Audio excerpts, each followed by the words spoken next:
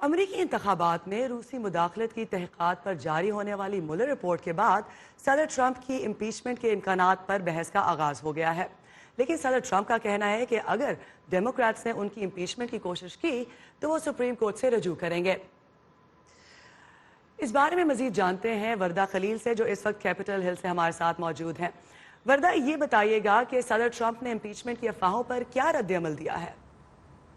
جی ارم، جیسے کہ آپ نے بتایا، صدر ٹرمپ کے مواخذے کے حوالے سے گفتگو کا آغاز رابرٹ مولر کی جاری کی جانے والی رپورٹ کے بعد شروع ہوا ہے۔ رابرٹ مولر نے اپنی رپورٹ میں کہا تھا کہ انہیں ایسے کوئی ثبوت نہیں ملے جس سے یہ ثابت کیا جا سکے یا کہ صدر ٹرمپ یا ان کی انتخابی مہم کے کسی ذمہ دار نے 2016 کے انتخابات میں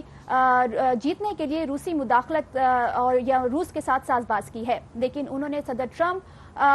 کی اس تحقیقات کو روکنے کے لیے جو ان کی کوشش تھی، اسی کوشش کے الزام سے ان کو مکمل طور پر بری الزام نہیں کیا۔ صدر ٹرمپ نے اس پر رد عمل دیتے ہوئے کہا ہے کہ اگر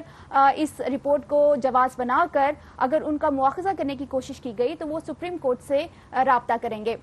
انہوں نے ان خیالات کا اظہار کل 2 ٹویٹس کے ذریعے کیا ہے، جس میں انہوں نے کہا ہے کہ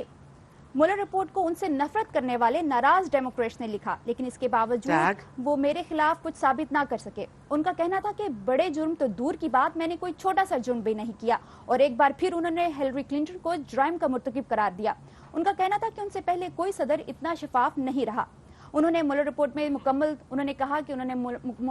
مکمل تعاون کیا، لیکن یہ وچ ہنٹ وہ جیت چکے ہیں، لہٰذا اب ڈیموکریٹس کے پاس اور کوئی راستہ نہیں کہ وہ صرف کانگریس میں جائیں اور میرے خلاف مواخذہ کریں۔